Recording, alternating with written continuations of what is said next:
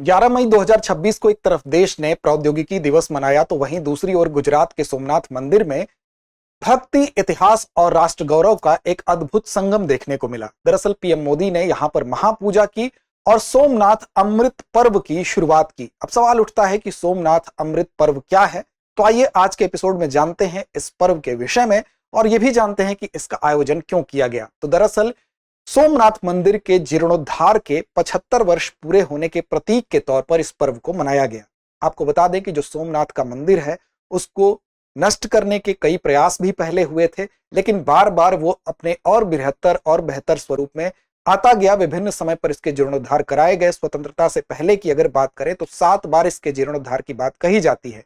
वहीं पर अगर आप देखें तो स्वतंत्रता के बाद जो जीर्णोद्धार हुआ उसको लेकर 75 वर्ष पूर्ण हुए हैं और इसी उपलक्ष्य में, जीर्णोद्धार के 75 वर्ष पूरे होने के उपलक्ष्य में यहां पर पीएम के द्वारा महापूजा की गई, सोमनाथ अमृत पर्व की शुरुआत की गई और साथ साथ पीएम मोदी ने यहां से संदेश भी दिया कि देश अगर अपनी जड़ों से जुड़ा है तो देश के जड़ों से जुड़े होने के बाद कोई भी शक्ति उसको झुका नहीं सकती है। दरअसल इस संदेश के मायने इस पूरे के पूरे मंदिर के इतिहास से भी जुड़े हुए हैं। तो आइए जानते हैं कि यहाँ पर जो भी कार्यक्रम किया गया वो क्या क्या हुआ और साथ साथ क्यों ऐसी बात यहाँ से कही गई। दरअसल यहाँ पर इस कार्यक्रम की अगर बात करें तो महापूजा हुई, कुंभाभिषेक हुआ और ध्वजारोहण हुआ। ये चीजें और ये स्टेटमेंट इसलिए भी इंपॉर्टेंट होते हैं कि जब किसी चीज को लेकर, इस तरह की सांस्कृतिक विरासत को लेकर एक लंबा समय होता है, इस तरह के पर्व या महोत्सव जब मनाए जाते हैं तो वहां से दिए गए देश के शीर्ष पदों पर बैठे लोगों के जो स्टेटमेंट होते हैं कई बार वहां से भी सवाल बनते हैं, इसलिए ये बात कहनी जरूरी थी। अब देखिए यहां पर अगर बात करें तो सोमनाथ के अमृत पर्व को आप समझ गए कि ये क्या है। यहां दरअसल सोमनाथ टेम्पल में ही इन्हीं कार्यक्रमों के साथ 75 वर्ष इसके जीर्णोद्धार के पूरे हुए स्वतंत्रता के बाद, उसके पहले की बात नहीं कर रहे हैं, यानी कि मंदिर पुनर्निर्माण और उद्घाटन के 75 साल होने के अवसर पर ही इस सोमनाथ अमृत पर्व को मनाया गया। अब यहां पर कई चीजें हुई, जैसे आप देखेंगे कि प्रभास पाटन जो है वहां से लेकर, प्रभास पाटन से लेकर और साथ साथ 1 किलोमीटर की लगभग यात्रा थी, हमीर जी गोहिल सर्कल है, हमीर जी गोहिल सर्कल है। यहां तक क्या हुआ, यहां तक की यात्रा भी किए, यहां तक रोड शो हुआ। इसके अलावा सरदार पटेल की जो यहां पर हम कह सकते हैं जो प्रतिमा है वहां पर पुष्पांजलि भी अर्पित किए और बड़ोदरा में सरदार धाम हॉस्टल का उद्घाटन भी किया गया।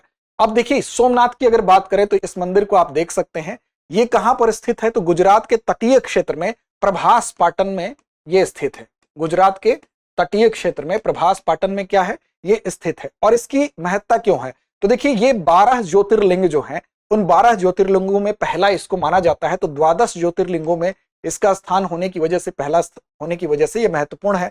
और साथ साथ इस मंदिर के अगर उल्लेख की बात करें तो उल्लेख आपको मिलेगा स्कंद पुराण में भी, ठीक, स्कंद पुराण में भी आपको उल्लेख मिलेगा।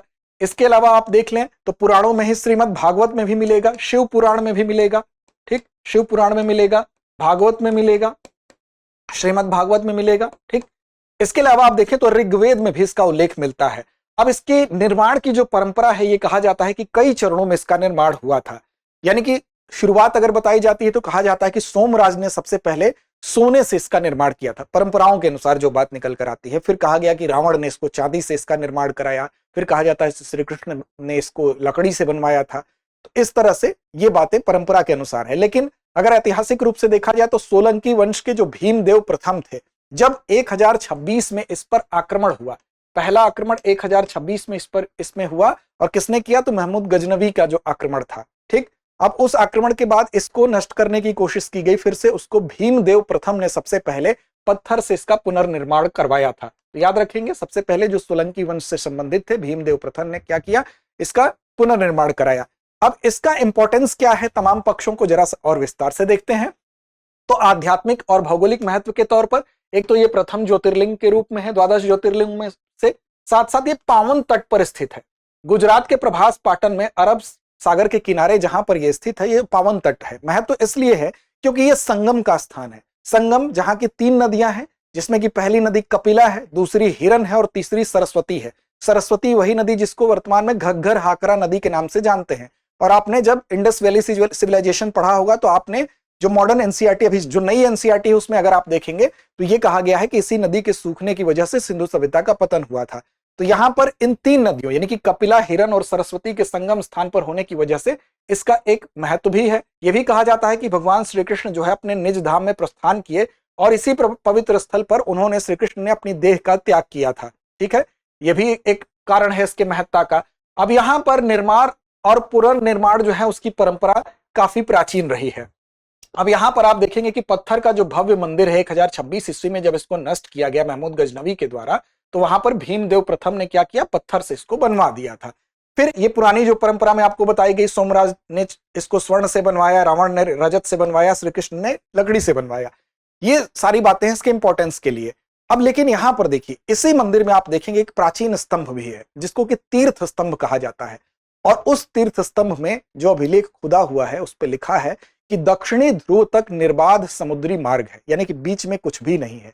यह बात क्या प्रमाणित करती है? यह बात प्रमाणित करती है कि प्राचीन भारत में भी भौगोलिक ज्ञान था, क्योंकि अगर इतने पहले वो मंदिर बना है और आप देखेंगे कि दक्षिणी ध्रुव तक कोई भी वहां पर बीच में समुद्री मार्ग के अलावा कुछ भी नहीं है, तो ये बात आज भी उस ज्ञान और उस परंपरा का हम कह सकते हैं कि उसको उस पर प्रकाश डालती है।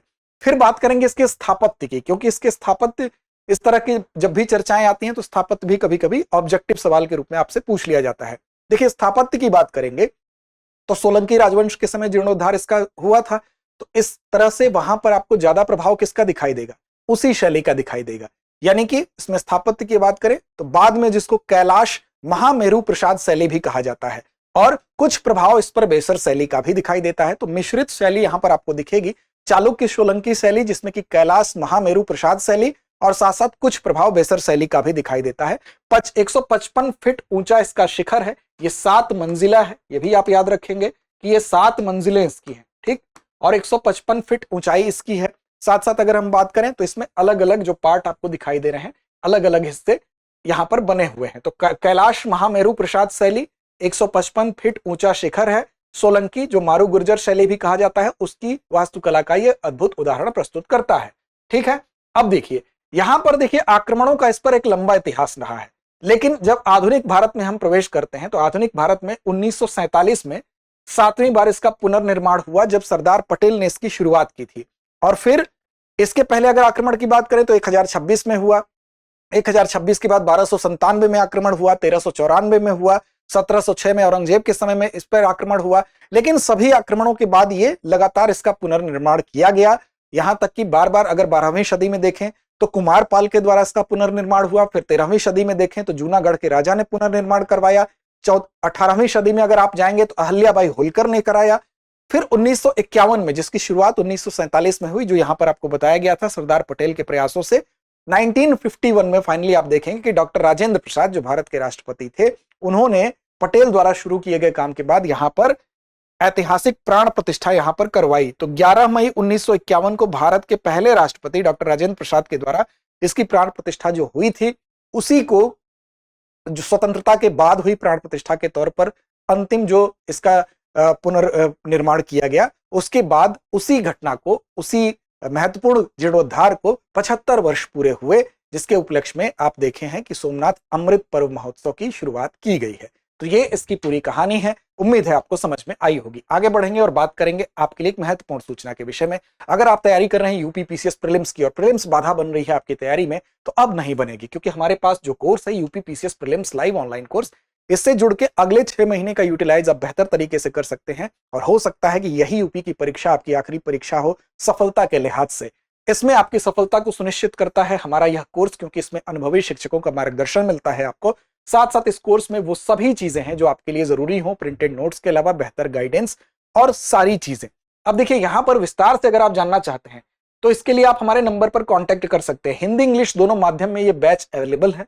साथ साथ हमारा जो नंबर है 8750187501, इस नंबर पर आप कॉल करिए, विस्तार से जानकारी लीजिए, या तो आप दृष्टि लर्निंग ऐप जो है उसको डाउनलोड कर लीजिए और दृष्टि लर्निंग ऐप में इस कोर्स को आप सर्च करिए, उसके सारे फीचर्स को पढ़िए, आपको लगता है आपके लिए उपयोगी है, आप वहां से भी बाई का ऑप्शन होता है, खरीद सकते हैं इस कोर्स को। लेकिन फिर भी अगर मन में आपके कोई डाउट है तो आप इस नंबर पर कांटेक्ट कर सकते हैं। चलिए मैं अंत में चलते हैं अभ्यास प्रश्न की तरफ। सोमनाथ अमृत पर्व का आयोजन किस अवसर पर किया गया?